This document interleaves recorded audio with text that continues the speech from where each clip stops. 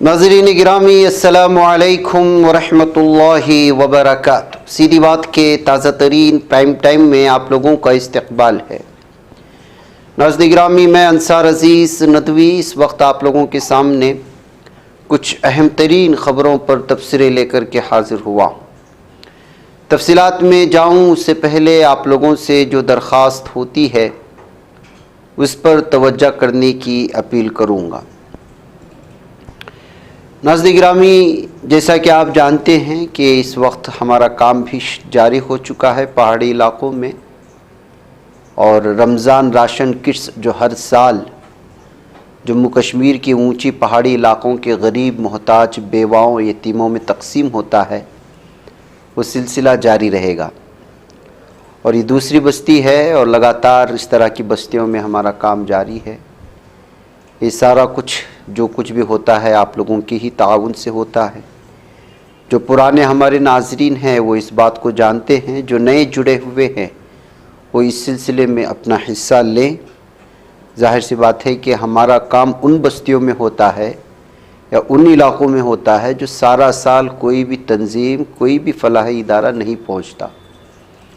वजह उसकी दो है, एक तो ये ऊंचे पहाड़ियों पर हैं और दूसरा ये है कि जो है जम्मू कश्मीर के नाम से अपने भी डरते हैं। तो इस वजह से जो है यहाँ के लोग महरूम हो जाते हैं जो वाकई में जो है सदका खैरात वगैरह के कुछ मुस्तहिक होते हैं, जिसकी वजह से सीधी बात इन इलाक़ों को अहमियत देता है और साल में एक बार इन तक पहुँचने की आप लोगों की हिमायत से, इमदाद से कोशिश करता है। आप लोग ज़रूर हिस्सा लें और इनकी दुआओं में शामिल हो जाएं।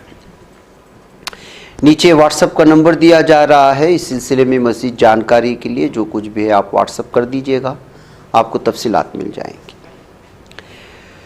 आइए नाज़रीन गिरामी, अब चलते हैं ख़बरों की जानिब। नफ़रतों का सिलसिला भारत में थमेगा नहीं जब तक राजा सिंह जैसे दरिंदे नफ़रत फैलाने वाले रहेंगे, और क़ानून इन पर जब तक हाथ नहीं डालेगी, इनको पूरी तरह से इनके किए की सज़ा नहीं देगी, तब तक इस तरह के दरिंदे माशरे में खुले सांड की तरह घूमते रहेंगे, मुसलमानों को धमकियां भी देते रहेंगे, कत्ले आम की भी बातें करते रहेंगे। अब ये शख्स को कौन कह सकता है कि ये रुकने असम्बली रह चुका है। अब ये खड़े होकर के अपनी उम्र भी बता रहा है कि 47 साल का हूँ, और आज भी 10-10 कटवों को जो मुसलमानों के लिए गाली के तौर पर ये लोग इस्तेमाल करते हैं, हिंदुत्व दरिंदे, उनको जो है मार सकता हूँ ये कहते हुए खुलेआम धमकी दे रहा है। खैर, ये दरिंदे तो बोलते रहते, उससे ज़्यादा अफसोसनाक मकाम ये है कि जो अदालतें, जो हुकूमतें इस बात का जो है दावा करती हैं कि जो है सबके साथ इंसाफ हो रहा है, वो इन दरिंदों के ख़िलाफ़ कोई कार्रवाई नहीं करती। कभी कभी कुछ ज़्यादा एहतिजाजात होते हैं तो गिरफ्तारी होती है और दूसरे दिन छोड़ दिया जाता है। अब देखिए ये दरिंदा क्या कह रहा है, जो अपने आप को एक संस्कारी पार्टी से ताल्लुक़ रखने का बात करता है। भाई साहब, 47 साल का हूँ, आज भी 10 कटवों को काट सकता हूँ। रोजाना 2 घंटे जिम करता हूँ, किसके लिए? क्योंकि मुझे लड़के मरना है, बीमारी से नहीं मरना है। नाज़रीन गिरामी, एक वीडियो आई है चिराग गोटी की। स्ट्रीट में और गुजरात के इलाके में गुंडाइज़्म करते हुए अपने पड़ोसियों को गालियां देना, धमकियां देना और लोगों को डराना इसका काम था।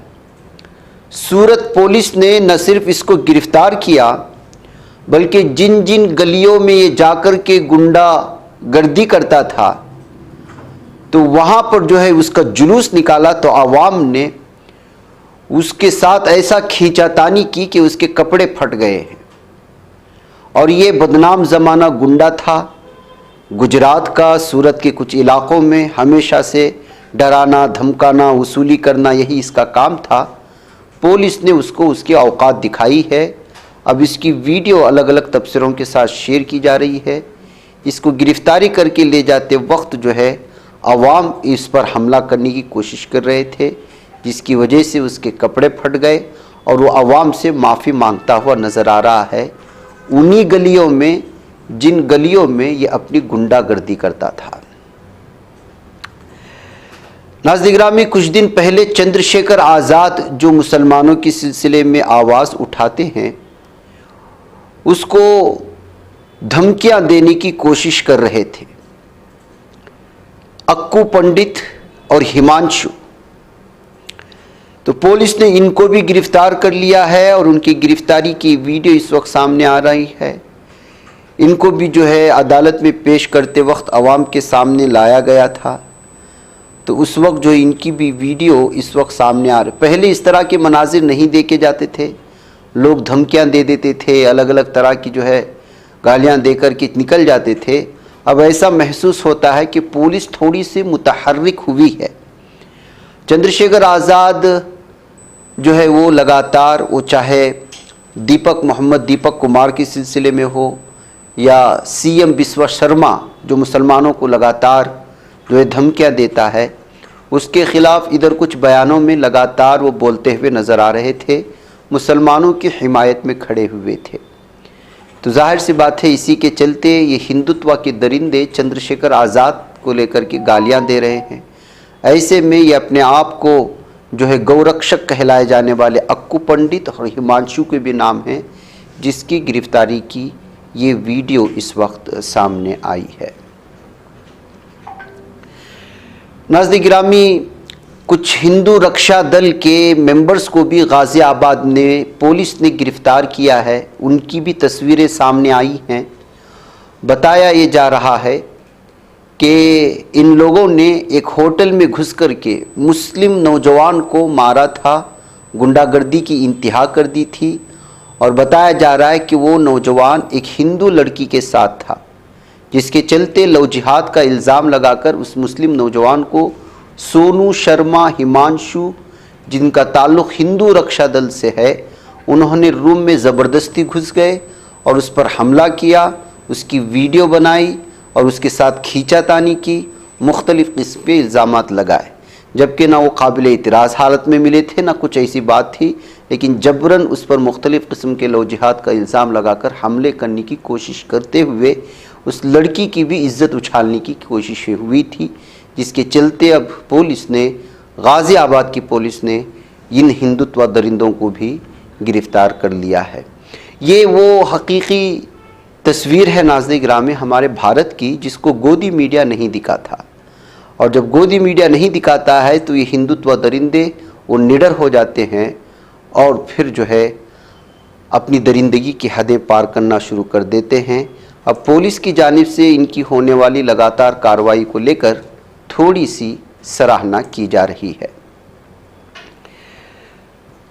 नाज़रीन गिरामी,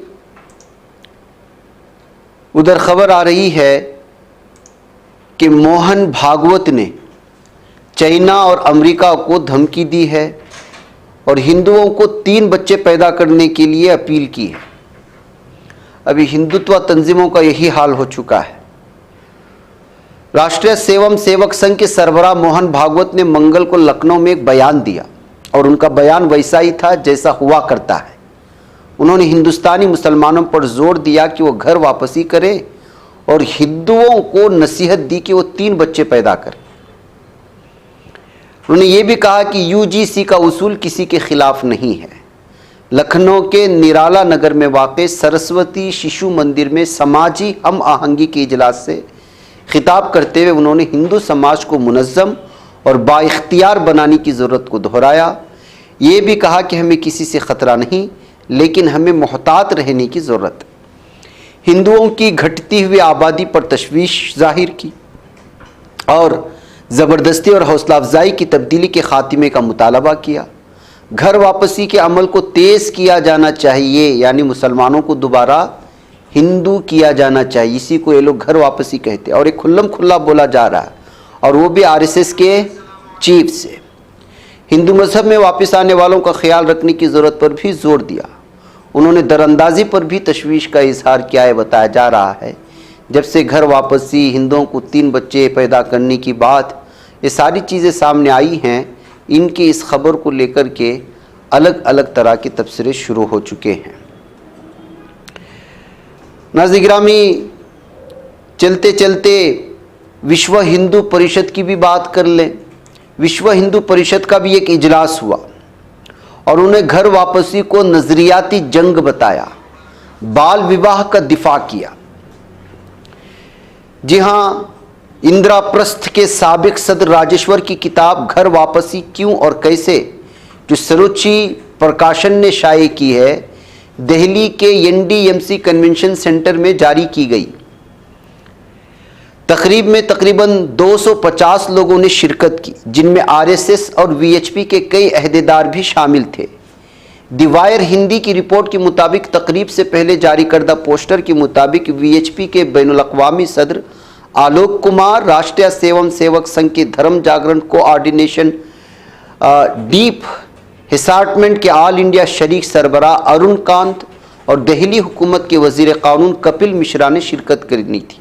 ताहम कपिल मिश्रा को इवेंट के दिन स्टेज पर नहीं देखा गया। इस तकरीब का मरकज़ आलोक कुमार की तकरीर थी, जिसमें उन्होंने घर वापसी को एक नज़रियाती जंग करार दिया और एक मुनज़्ज़म अंदाज इख्तियार करने पर जोर दिया।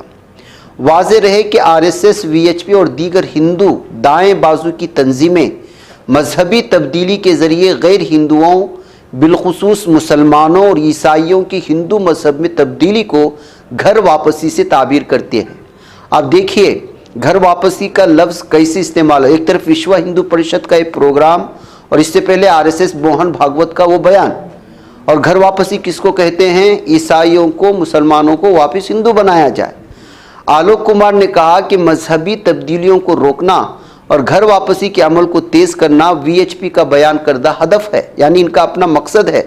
जबकि यही हुकूमतें मुख्तलिफ रियासतों में तब्दीली मजहब को लेकर के कानून बना रही हैं और दूसरी जानिब हिंदुत्व तंजीमें प्लान बना रही हैं कि मुसलमानों को, ईसाइयों को वापस हिंदू बनाएं। कितना तजाद है इन लोगों में। और इस मकसद के लिए मुल्क भर में 850 ब्लॉक्स की निशानदेही की गई है, जहां धर्म रक्षक मुकर्रर किए जाएंगे, यानी कि ये धर्म की रक्षा करने वाले होंगे। मुसलमानों को रास्ते में रोकेंगे, उसको बोलेंगे तुम वापस हिंदू हो जाओ। क्या काम इन्हीं का यही हो जाएगा? इनके मुताबिक गुज़िश्ता साल 1 लाख अफराद को घर वापस लाया गया।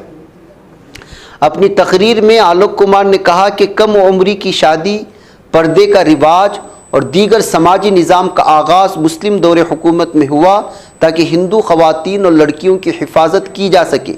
इनके अल्फाज में शादीशुदा लड़कियों को अगवा करना अक्सर नामुनासिब समझा जाता था, जिसकी वजह से बचपन की शादी का आगाज़ हुआ। अब ये भी मुसलमानों की सर फोड़ा इन लोगों ने। बचपन की शादी के साथ साथ पर्दा और रात की शादी भी हिंदू ख़वातीन और लड़कियों के तहफ़्फ़ुज़ के लिए कोशिशें थी। बहरकैफ़ नाज़रीन गिरामी, इस सारी चीज़ों का ख़ुलासा यही है कि इस वक्त जो है भारत में तरक्यात की बात नहीं होगी, साइंस की बात नहीं होगी, रोज़गारी की बात नहीं होगी। अब एक तरफ आरएसएस मोहन भागवत का बयान और उसी दिन दिल्ली के अंदर ये बयान और ये एक जो है प्रोग्राम, और उस प्रोग्राम में घर वापसी की बातें और इसके लिए मुख्तलिफ ब्लॉक्स में धर्म रक्षक को कायम करने की बातें। आइंदा जाकर की क्या सूरत हाल बनेगी और किस कदर निज़ाम बिगड़ेगा, इस बात से आप अंदाज़ा लगा सकते हैं। नाज़रीन गिरामी, ये वो ख़बरें हैं जो मखसूस अखबारात ही शाये करते हैं ताकि इनकी साजिशें ऊपर नहीं आ सके। लेकिन जाहिर सी बात है कि ये सोशल मीडिया का दौर है, किसी न किसी एतबार से उनकी साजिशें सामने आ ही जाती हैं। नाज़रीन गिरामी, एक तरफ हिंदुत्व तंजीमों की ये सूरत हाल, तो वहीं पर हुकूमतें क्या कर रही हैं मुसलमानों के ख़िलाफ़, किस तरह उनको दूसरे दर्जे का शहरी बनाना चाहते हैं, उनके सारे हुकूक़ को पामाल और सल्ब करना चाहते हैं, उनके रिजर्वेशन को और तहफ़्फ़ुज़ात को ख़त्म करना चाहते हैं। उसकी मिसाल फिर महाराष्ट्र से आ गई। महाराष्ट्र हुकूमत ने मुस्लिम तहफ़्फ़ुज़ात ख़त्म करने का फ़ैसला ले लिया है, जो समाजी इंसाफ और दस्तूर हिंद पर हमला है। महाराष्ट्र हुकूमत की जानिब से मुस्लिम रिजर्वेशन यानी तहफ़्फ़ुज़ात को मनसूख करने का हालिया फ़ैसला न सिर्फ अफसोसनाक है, बल्कि हिंदुस्तानी आइन के बुनियादी ढांचे और समाज के उसूलों के सरासर ख़िलाफ़ है। ये कदम एक ऐसे पसमानदा तबके को तरक्की की दौड़ से बाहर करने की कोशिश है जो पहले ही तालीमी और सोशल जस्टिस, इंसाफ, माशी इंसाफ के तौर पर पीछे धकेला जा चुका है। क्या सूरत हाल है आप जानते हैं, माशी एतबार से, इक़्तिसादी एतबार से, तालीमी पसमानदगी के एतबार से। ऐसे में थोड़ा बहुत इस रिजर्वेशन के चलते मुसलमान आगे बढ़ रहे थे, अब इस हुकूक को भी पामाल करते हुए पूरी तरह से मुसलमानों को माशी एतबार से, इक़्तिसादी एतबार से, समाजी एतबार से, तालीमी एतबार से, यहाँ तक कि रोज़गार में भी पूरी तरह से पीछे करने की कोशिशें हो रही है। हिंदुस्तान का दस्तूर, जिसके मेमार डॉक्टर BR अम्बेडकर हैं, मसावात और कमज़ोर तबक़ात की फलाह व बहबूदी की ज़मानत देता है। आइन की दफ़ा 15 और 16 के तहत किसी भी तबके समाजी और तालीमी पसमानदगी की बुनियाद पर ऐसे तहफ़्फ़ुज़ात फ़राहम करना हुकूमत की ज़िम्मेदारी है, यानी रिजर्वेशन देना, उनको आगे बढ़ाना, उनको मौका फ़राहम करना। मुस्लिम कम्यूनिटी की माशी बदहाली सिचर कमेटी और महमूदुर रहमान कमेटी की रिपोर्टों से आया है कि वो किस कदर तालीमी पसमानदगी का शिकार हैं, माशी पसमानदगी का शिकार हैं, इक़्तिसादी पसमानदगी का शिकार हैं। इसके बावजूद रिजर्वेशन को ख़त्म करना आईनी हुकूक की खुली खिलाफ वर्जी है। ऐसे में महाराष्ट्र हुकूमत की जानिब से लिया जा रहा फ़ैसला, इसकी मुखालिफत करना, इसके ख़िलाफ़ खड़े होना और पूरी तरह से जो है अपने मुतालबात को लेकर के एहतिजाज करना, ये मुसलमानों की ज़िम्मेदारी है। अपने दीगर पसमानदा कबाइल को साथ में लेकर के अपने तहफ़्फ़ुज़ात की हिफाजत के लिए महाराष्ट्र के मुसलमानों को आगे आना चाहिए और अपनी आवाज़ उठानी चाहिए। नाज़रीन, मुझे इजाज़त दें। अस्सलामु अलैकुम व रहमतुल्लाहि व बरकातहू।